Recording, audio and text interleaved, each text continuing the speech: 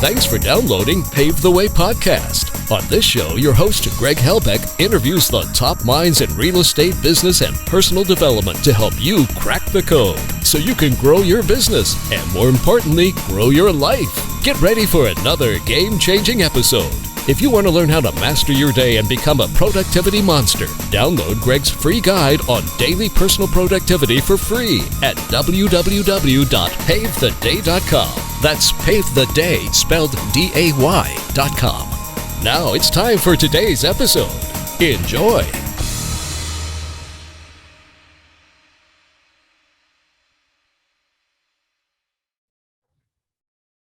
Nathan Brooks, man, welcome back to the show. It's awesome to have you back on.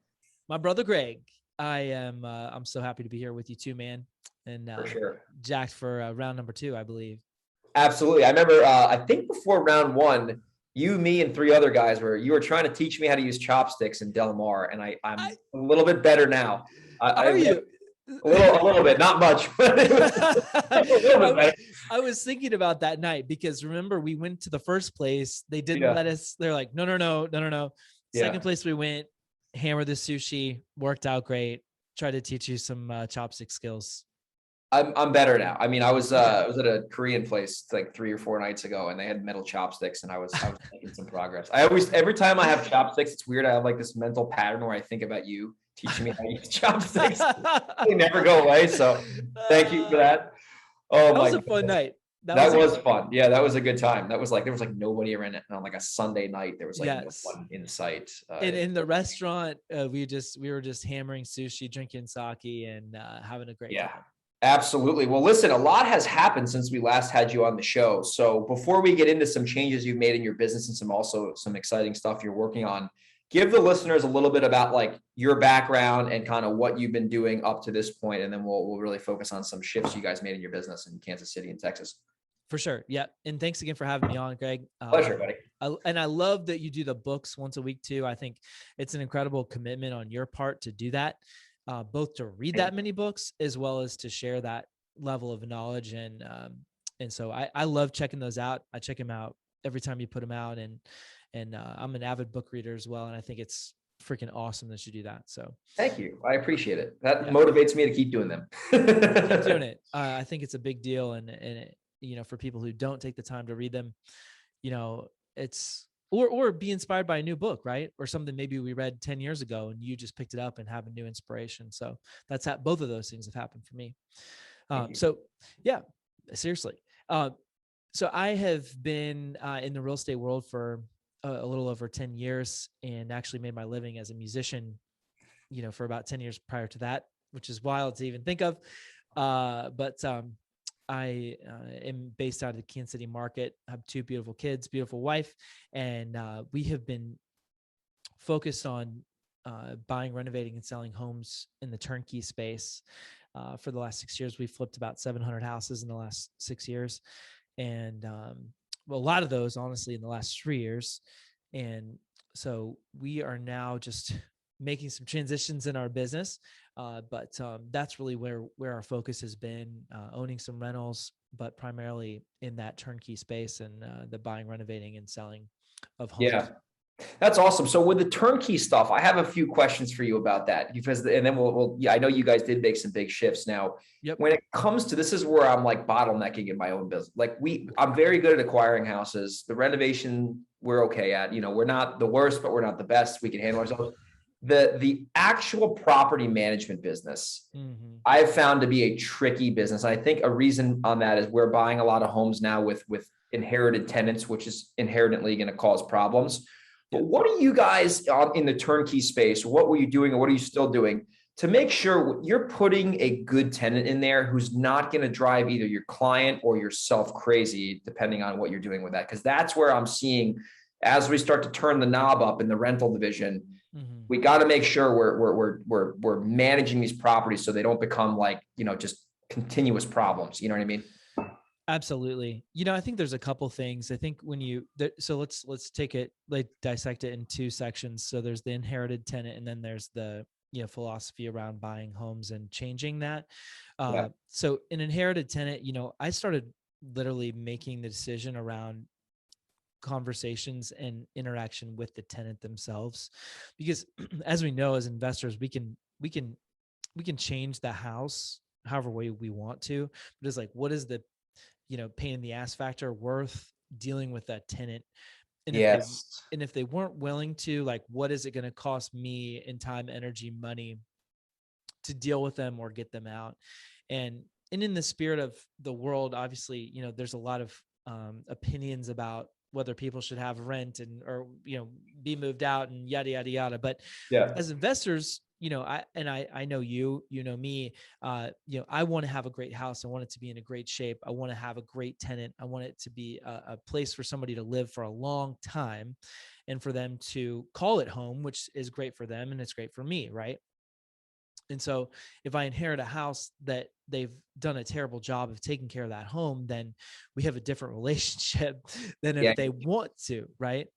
Yeah. And so, I have found to be just having an honest conversation and use those Chris Voss, tools and John Martinez tools, right? That and now Greg Helbeck tools. Honestly, there's some that I just didn't buy if it was going to be a situation where like trying to get them out wasn't worth it for me personally. Yeah, you look at the factors, because that's what I do. It's like, if I can get it certainly at a certain number, I'm willing to take the factor. But once we own the property, I'm like, I know why the seller sold it to me this cheap. Now Yeah. So on the other side, one of the things we did, and we've through COVID, I think we did very, very well with this, and actually, I think we've seen more of a big pain in the last 3 to 6 months with tenants than we did like March of 2020 personally, but we still haven't had many issues. But my focus was like mid-market, and I really hate ABC properties. I really hate that, because you could have an A house with a D- rehab, and you could have a C house with an A rehab, and everybody has a different opinion. So I just say we buy good houses, and we never would sell one that we wouldn't buy and hold as a rental ourselves. But when we gave the house the due that it needed, so it was beautiful. We did a nice renovation. We could get a great tenant in there, and we could set the market. And so, over and over and over, hundreds of times now, we've been able to set the market in certain areas, certain neighborhoods, whatever. And so we were able, just by nature of the renovation and the house that we looked at, we weren't trying to meet like in the lower quarter of the quadrant of price points. We were like in that second and third quadrant.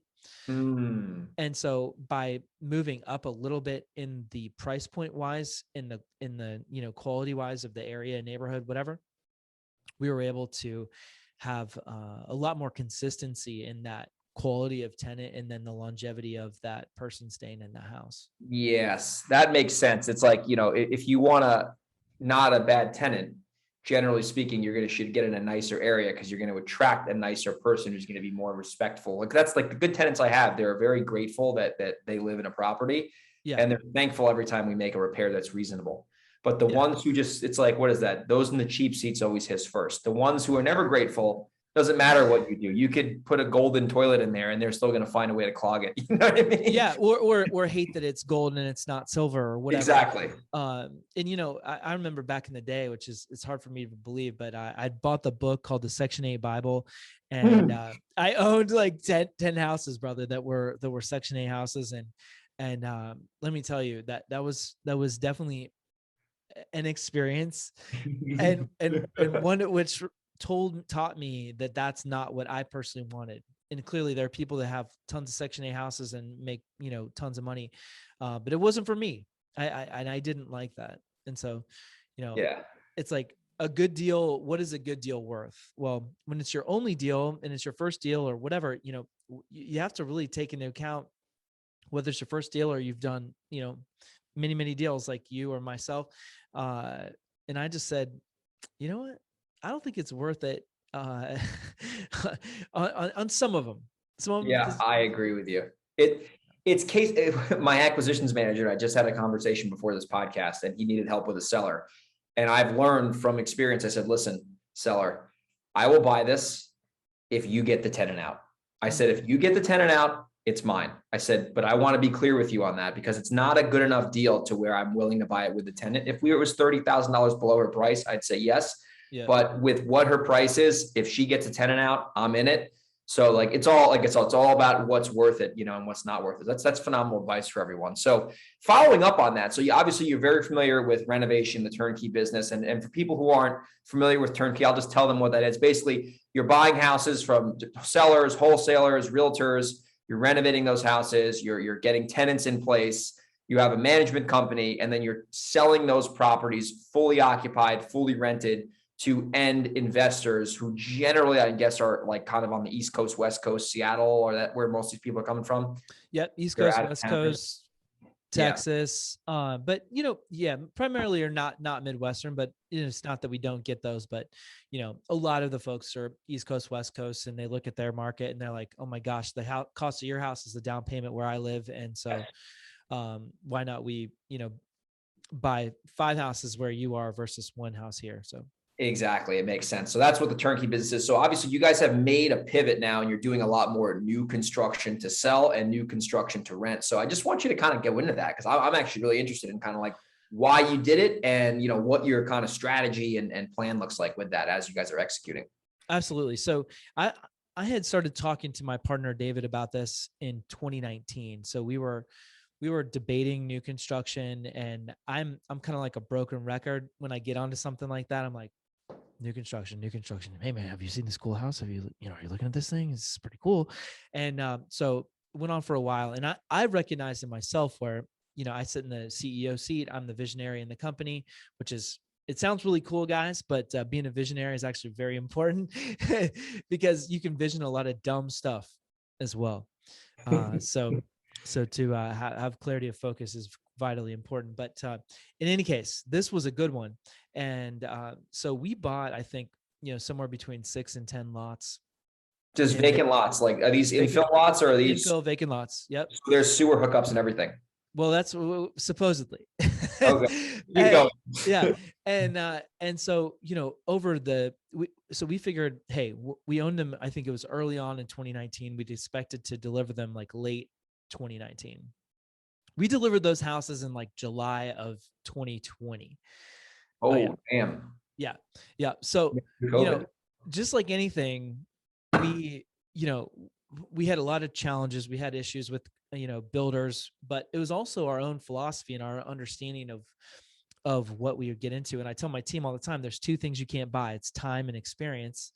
And we had neither, and so, we got our butts kicked in building these things. And so we finally, we're still renovating. We're still buying, 10, 15, 20 houses a month in the renovation side of the business and learning in the new construction. And we had we'd hired a builder on our team, and then that person didn't work out. And we actually, we fumbled around for a while, Greg. It wasn't great. But we had to finally make the decision, like, no, we are going to actually focus in this area of the business and professionalize, just like what we had done on the renovation side of what our existing homes. Exactly. And so over the last 12 months, we've made, and really the last 6 months, we've made a commitment to basically wind down our renovation department and scale up in our new construction. So I think we built, a handful of homes in 2020, and we'll deliver, I think, somewhere between 20 and 25 new construction homes in 21. And then we're set up and we own, I think, 3/4 of the ground for 22 to build 60 homes in 2022. In 2022. Yep. Now, with those new construction homes, I mean, I'm not an expert with that, but I know a little bit about it. Are you building affordable housing? Are you building, like, what type of housing are we talking about here in Kansas City? Because that's obviously a different area than my market in San Diego, where like a dog house is $1 million. Is $1 million? Yeah. Does that come with a roof? Does that? Yeah, right. Does that dog house come with a plumber? Yeah. So I do love San Diego, though. It's a great city. It is a great city. So we're building kind of that entry first and second time kind of home buyer home. We have definitely built some that we've done build to rent, and then we're also doing some that are retail. And the other thing too is in existing neighborhoods, there are also If people are thinking like, oh gosh, I want to go do that too. Well, some of them you cannot build and rent them in those neighborhoods, whether they're deed restrictions or HOAs. So you have to be very careful. We've also learned that one the hard way. Really? Yeah. That sucks. Just built some houses. Especially after you close, when you're on the deed and you're like, oh, hot Willie, we can't freaking, that's a terrible feeling. Yeah. Or after you sell them to the client and then buy them back, which was even better. Oh, I have, knock on wood, haven't done that yet. Yeah. Don't do that.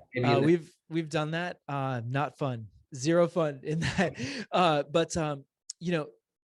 In the end of the day, thankfully it was only 5 and it wasn't 50 that we built and did that with. Yeah. So now we're focused on, we have a couple models, say from 1,500 square feet to, the low to mid 2000s. And it's, in our market, it's say 250 to 350, 375, money, 250 grand to 375,000. And, so just focus on properties that we can build that we know are in that market, the widest range. We're not doing custom homes. We're not trying to be, Joe custom home builder. We have a couple of really nice designs. We have, 5 or 6 plans, and that how can we have a really well-run operation that we know what to build, where to build it, and that we can replicate it, over and time. Scale it. Yeah. That actually brings me to my next question before we focus on some of your stuff you're doing south of Missouri now and in Kansas. Are you in Kansas or Missouri, by the way? Is Kansas what? I technically live in Missouri, but Kansas City Metro sits in kind of like Dallas, Fort Worth, or St. Paul. Okay, so it's like kind of on both, except it just sits on that state line. State line. Yep. Exactly. So you guys do business in Kansas? Correct. Yeah, we do business in Kansas and Missouri. Any given day, I can cross that line, a number of times. So it's really, okay. Yeah, that makes sense. No big deal.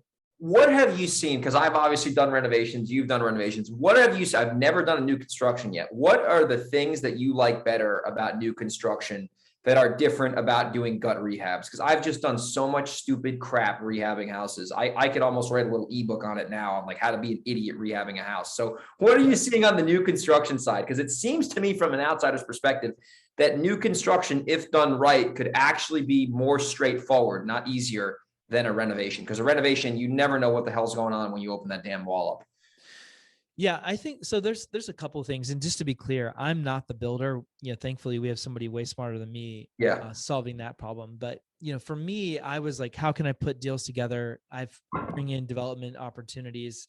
What does it look like from that perspective? So, just to be clear, people are listening. Like, I can swing a hammer. I have been on some habitat houses. I've built a couple of forts in my day, Greg, but you don't want me trying to get the neither do you. You don't want me either with a freaking chainsaw and no way.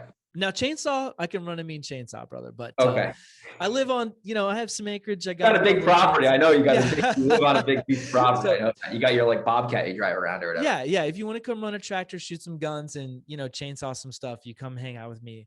We can solve that.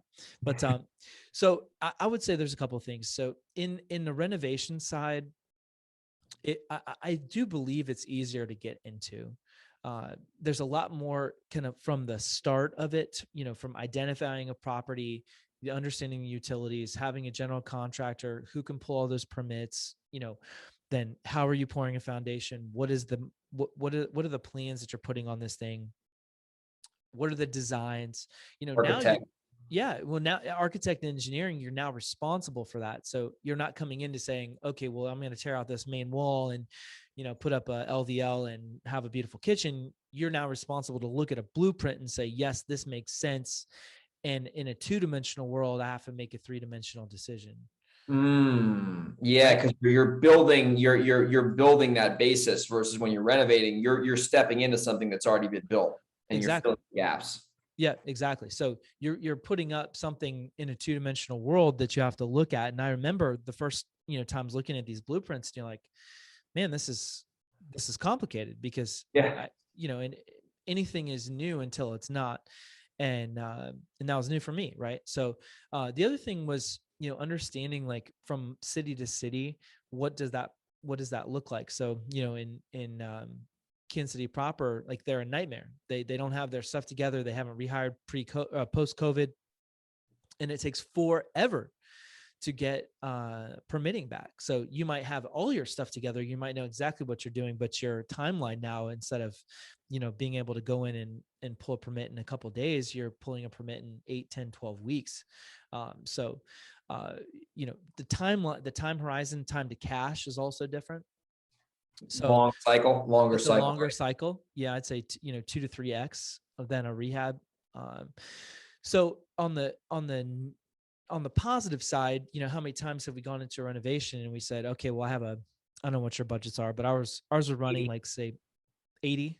Well, it depends. Yeah, usually it's like ends up being around 80. If we do like a straight to the studs, plumbing, mechanical, it's permit. Yeah. Anyway. Yeah. So yours are a little more than ours. Ours were running like say low 40s to mid 50s for a turnkey house here, which makes sense. You guys are doing bigger stuff. Yeah. You're going to spend that amount of money, but like, oh gosh, I opened that wall. I tore the sheetrock down. Oh, it's not sheetrock. There's actually plaster. Yes. Oh, now I have 5 dumpsters coming in. Now I just spent $5,000 more. Oh gosh, they cut off the knob and tube and put in copper on the bottom 8 feet. Happened to me. So now you're rewiring 3 levels of a 1900s house. So all that kind of stuff, you clearly so not, true. It's insane, right? Like why didn't they just run the whole line? Like, yeah, it's insane. It's crazy. It is crazy. It is crazy. Or the levelness of those 1900 houses and trying to get them leveled out or put, nice flooring in or whatever. So all that to say, you come into a new construction house, as long as you can pour a foundation level, which your concrete guy better be able to do, and you can, put on, frame it up and have a rock, and then you have a clean slate to build from. So, from that perspective, I really liked it. And I think this is the other thing. I'm extremely passionate about learning and about understanding that side of the business. The development has always excited me, and the building of new stuff has always excited me. And so to be able to actually do it, look at blueprints, talk to our designer, look at colors, and create a space that I'm excited about, that we know that we fundamentally have a hand literally in the creation of the entire thing, is pretty awesome. Yeah. And you're building like something brand new that everybody wants. Everyone wants a brand new home. Like, got the freaking floor. It just, that smell gives you good vibes when you're in a new, you're like, oh man, this is brand new. Yeah. And they sell faster usually. They sell faster. Resell sometimes. Absolutely. And I think also too, just, the other thing for us was consistency. So, when you look at a pipeline, and this is something you're really good at, Greg, but, a lot of people struggle in acquisitions. And I don't know where you guys are at with your stuff right now, but, struggle in acquisitions or what you're buying them at. And, to be able to understand like, okay, well, this is what my lot cost is, which is its own problem, by the way. This ground right now is insane. It's absolutely insane. It is nuts. So, and if you're developing your own stuff, which we have started to parlay into, which you might get into south of Missouri, then you're talking about not, tens of thousands or hundreds of thousands. You might be talking about millions of dollars.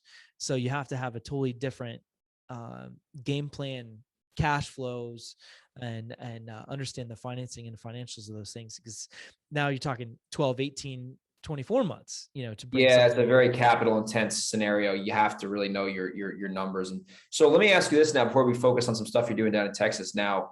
Yep. Are you guys, like, because I'll give you an example, like in San Diego and in the Northeast where I do business, if you're in the right zip code, you can buy a house for essentially as is, like the value, literally bulldoze it and build a house that's 2 times the square footage and make a serious profit.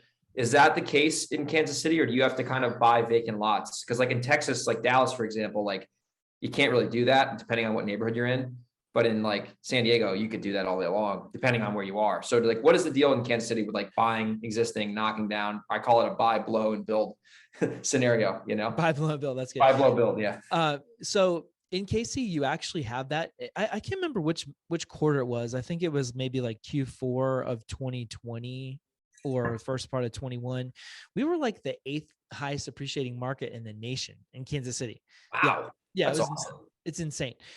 Because we have a good balance of cash flow and appreciation, and Yeah, historically good economy appreciation. too.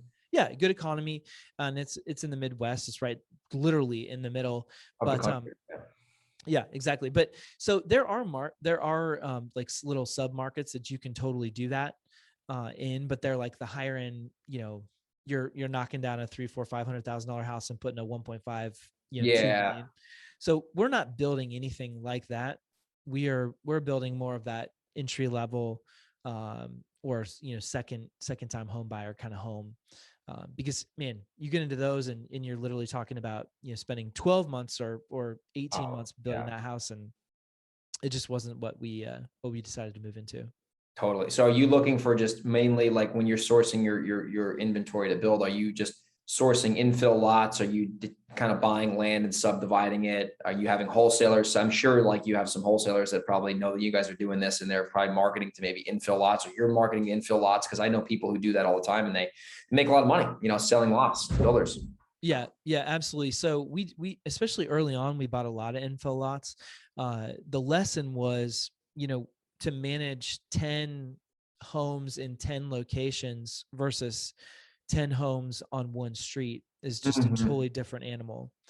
And so, you could have the, your builder, my guys are on that street, and there's a question down on, property, 7, they can just walk down the street versus drive 30, 40, minutes, whatever. Traffic. Yeah. So it's interesting early on what we would buy and underwrite. And now we look for, say, 5 or 10 lots, at least in a subdivision where we can have some scale. So It's smart. Yeah. That's smart. And then you have the economy of scale there. You don't have to like have all your guys like, or girl, whoever you have working for you, driving all over the freaking metro area. That just, especially like in Kansas City, I'm sure. I mean, there's a lot of people, millions of people living there. That's no joke. San Diego, New York City, it sucks driving around there. So as we transition, you're doing this in Missouri, your home area where you live, but you're also buying in Texas. You're doing development in Texas. So just how did you like pick Texas out of all? I know it's not too far from you, but like at the same time, it's like, that's a little bit different of a market. So just give me like the rundown on like what made you guys decide to go down there and why your strategy in Texas is actually different than your strategy in Missouri. Absolutely. So we've been connecting with a couple of different partners, and actually even now, we're looking for other folks who are awesome builders, who maybe they don't have the financing piece figured out or the scale piece figured out, and so we just it's kind of a building a relationship. And as a gentleman, Tyson, that I had been talking with for multiple years, who we'd looked at apartment deals together and we'd looked at other stuff. And then he was like, hey man, I think I found a great builder. We built a couple of things. He's like, hey, you want to do some stuff? I'm like, let's look at it. And so we built a couple of just spec homes down there, and kind of kept working on that, built a few more. And then, now, okay, it's kind of funny because again, you think of that visionary CEO guy, like, yeah, buy it. Well, all of a sudden we own the ground for like 432 units. Oh, smokes. Yeah. So, we've literally gone from building a handful of specs to having, I think we'll finish with 32 units down there that are all build to rent that will hold. And I just saw some emails back and forth on the finalization of numbers on another project. It's 84 units, and we're also apartment complex. It's they're all smaller multis, so like 2, 3, 4 units, but they're That's sick. It's 6, so 84 units. And then there's another one that we're in the midst of building right now. I can't remember. I think it's 104 units total or something like that. So in one area as well. So our target's 1,000 units in 5 years down there. So all new construction, all built to rent. That's amazing. You're getting a lot of that stupid capital improvement crap out of the way by doing it brand new versus, I just had the freaking, I was in New York City and I saw a tenant call come in. It's like no heat working, 5 o'clock on a Sunday night. And I'm just like, oh my God. Like, anyway, we had to get the thing filled, but just like you minimize that when, and then there's just all types of crap. But I like with the new construction built to rent, you know exactly where you're at. So like you can minimize the CapEx and the repairs for a while. You can really defer that, 5-10 years out. So now in this Texas area, now you're saying this before you record, you're doing this down south of Corpus Christi. So if someone's listening to this and they might have some land they want to sell you, where exactly is this so they can maybe connect with you and sell you some land or whatever they might have for you? Yeah, absolutely. So it's in the Rio Grande Valley. It's basically, well, Elon put it on the map, which is in Brownsville. So there's Brownsville, Harlingen, McAllen, LaFerrier. Okay, I know that. So, yeah, it's been great, and we're excited about the opportunity to grow it and develop it, and also just it's totally different learning, because you figure you go buy one house and when your markets they're like what, $1 million or something, but Yeah, here here say you're spending 150 to 300,000, and there we're just a piece of ground, we might have 2.4 million just in the development cost, and then then you have to parcel those out, and it takes over a period of time, and then okay, well, that's now 100 lots, but each of those 100 lots, now we have to have another 200,000 or 300,000 per lot. So all of a sudden you get up to 15, 20, $30 million in one project that you have to figure out how to balance the financing of it. Yeah, and how to exit properly, whether you're doing the burr on it, a big burr, or you're selling to just liquidate. It's like the concepts of real estate almost on steroids at scale with, you know what I mean? That's what it kind of looks like. It's like everyone talks about the burr book, burr strategy. It's a great model. It works. Done it before. You've obviously done it. But then when you're burring a $2.4 million development deal, same principles, just some more zeros added to it, Correct. Yeah. Yeah. When that 2.4 is just literally the ground. I mean, that's where we're like, that's not a single home built on it. And so, I think in that one, we're talking, 20 or $30 million in one deal. That's wild. Yeah, which is wild. So, and then again, getting the pacing right. So how many permits do you pull? How quickly, can you finance which of those projects and over what time? And then, in the current market too, you have all the material shortages with, windows, HVAC, whatever it might be. So we're ordering, thousands of windows 4 months ahead to get the lead time to make sure that they show up on. So they get delivered. Yeah. So you don't have to, because the supply chain's all out of whack. Yeah. We've had that happen where there's, we have to basically pick what's available and make it work versus like having everything, this is on the renovation side, not on the new construction side. But that's awesome stuff, man. It's amazing to see, like, it's in a couple short years, the changes that you guys have done in your business, especially making that like slight but big pivot into new construction. Obviously, you're already renovating, but now you're renovating, or now you're building in your market. You're building in a different market to rent, to resell, which is amazing. And I know for sure you're what's it called? You're learning a lot, but you're learning so much. You actually are in the process of working on your, I believe, is it your first or second book, Nathan? First book. Your first book. Tell me a little bit about like what kind of got you to do that. Like, cause I mean, that's not an easy task. And what is the book about? Like, I will just kind of unpack that now. Awesome, man. I appreciate that. And I shared some news with you earlier, which we're not going to go into necessarily, but it's definitely, it's been a really interesting journey. So 2 years ago, I started writing out the book, like outline, or what I thought was the book outline. And it was one of those situations where I've been feeling a pull to write for a while. And actually my good buddy, Brandon Turner, people may or may not know of him on Bigger Pockets and other things, looked at it. He helped me kind of work through thinking through what the chapters were and topics and those sort of things. And so I'd approached Bigger Pockets at the time, and they're like, yeah, we're not interested in that book. and so I was like, okay, great. So this book sucks and you suck as an author.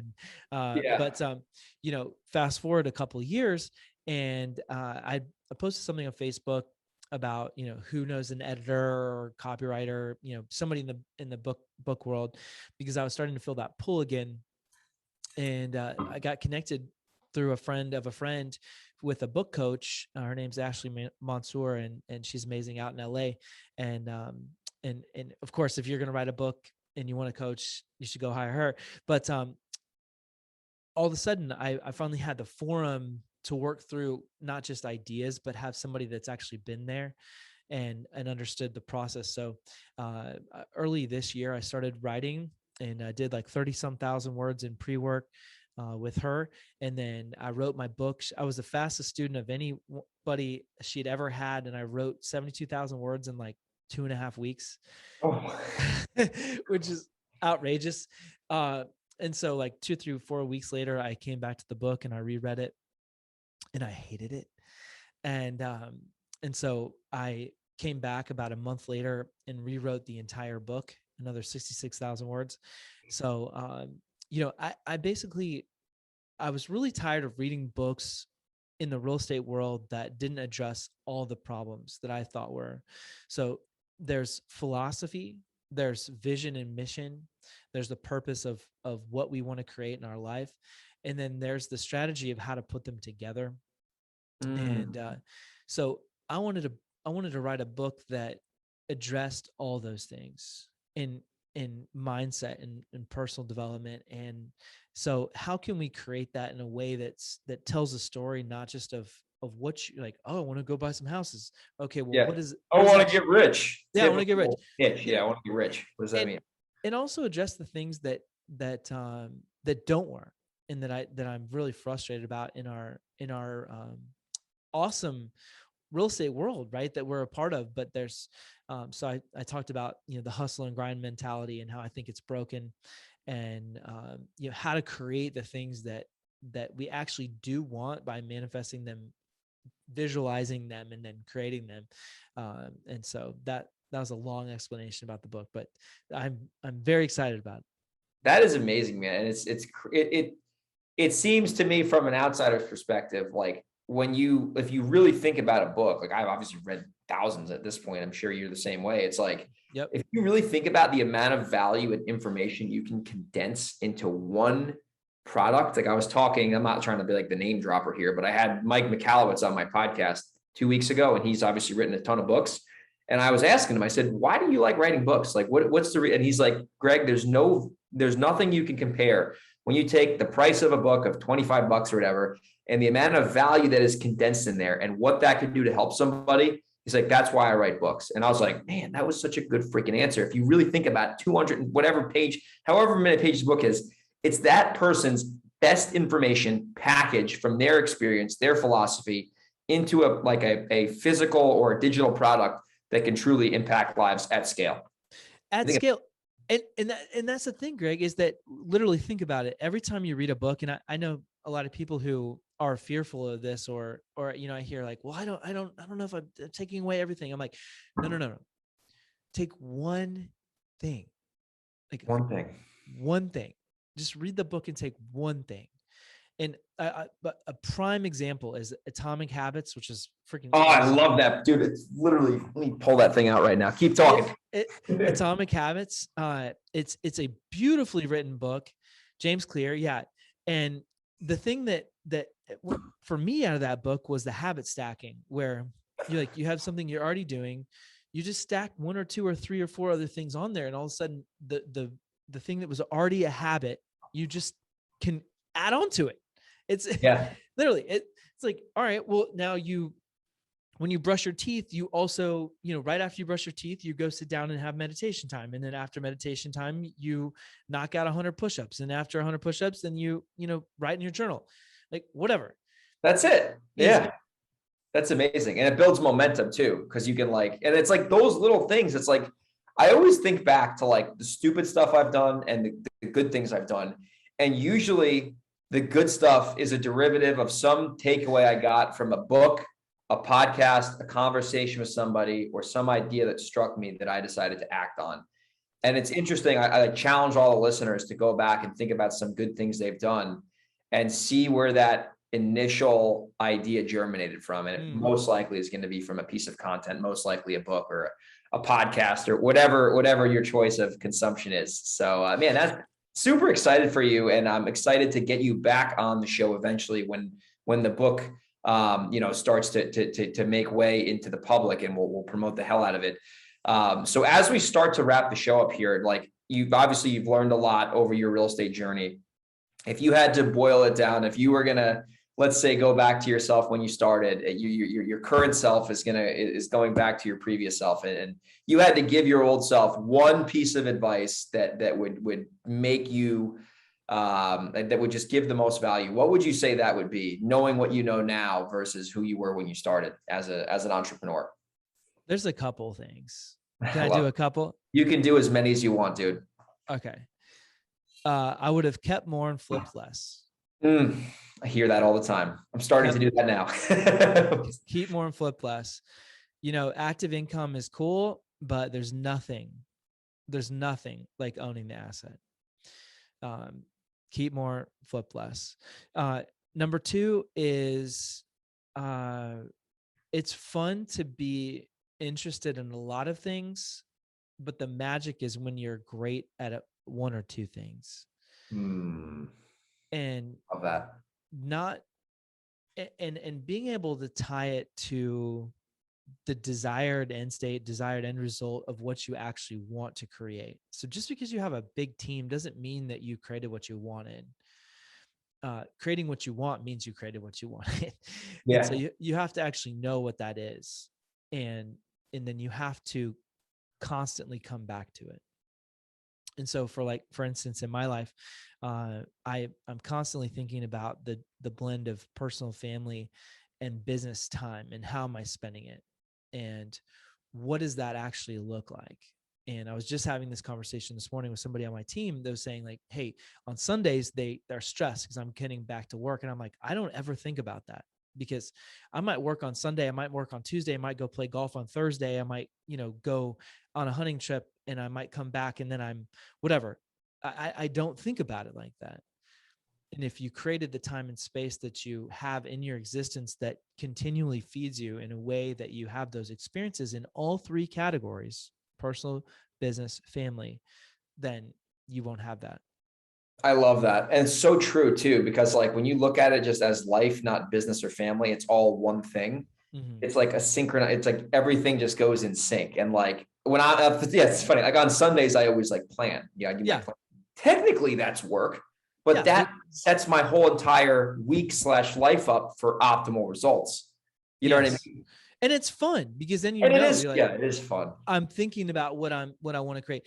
And then I would say the last one would be, it's so easy to get wrapped up in the social media, and clearly we're doing podcasts and we want people to listen and we want to make an impact. But, recognizing that the value doesn't come from the outside, the value comes from the inside.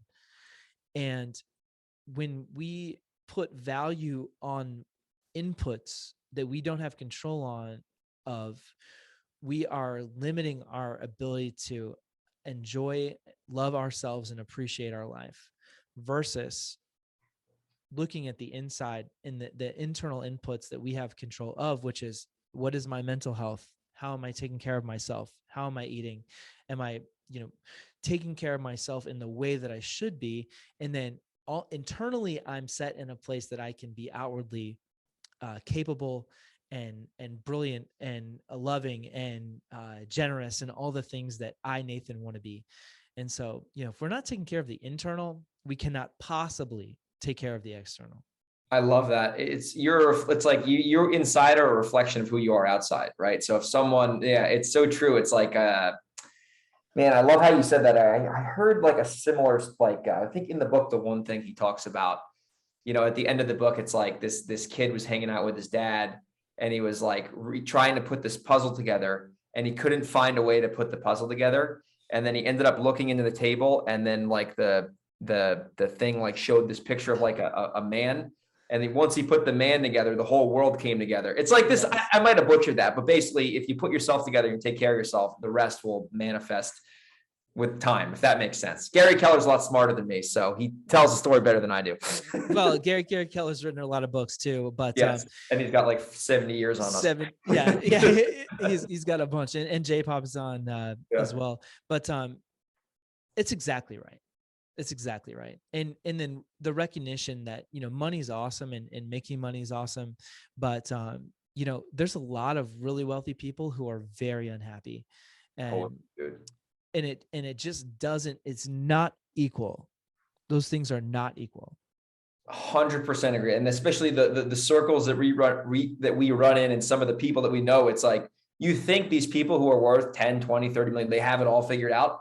But if they haven't solved those problems that money can't solve, it doesn't matter how wealthy you are. You're going to just be the same person at that identity level that you are, because you haven't solved that problem.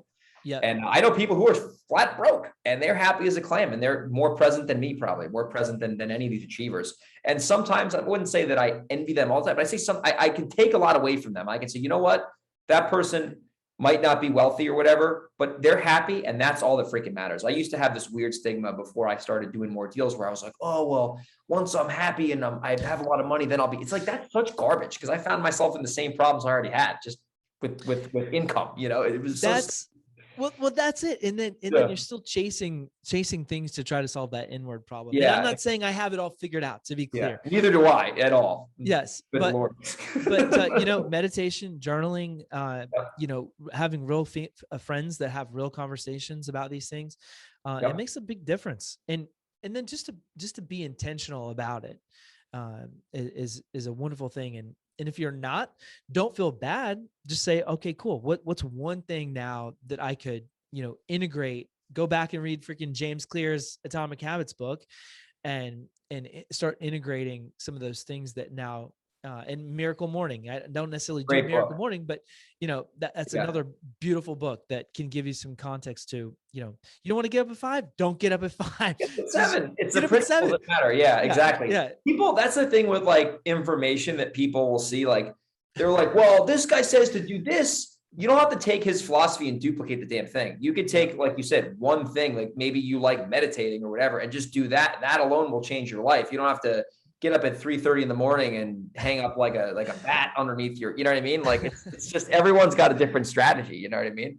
Exactly. I know some people who, like, they're worth $10 million and they don't even have an alarm clock. Like, they just get up whenever they want. Like, so it doesn't matter it's all relative. Nathan, man, this was a pleasure. If people want to connect with you, we're going to obviously have you back on as your book starts to get pushed out there. What's the best way for people to get in touch with you, check out your company? Maybe they want to do some business with you. They want to follow you online. What's the best way? We'll have Anna put this in the show notes and we'll have this all linked up.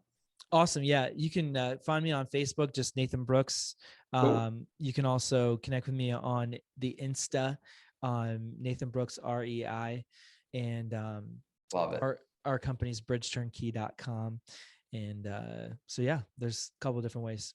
Right on. We'll get all that in the show notes, man. I really appreciate you coming on the show today. That was a lot of fun. A lot of fun, Greg. Appreciate it.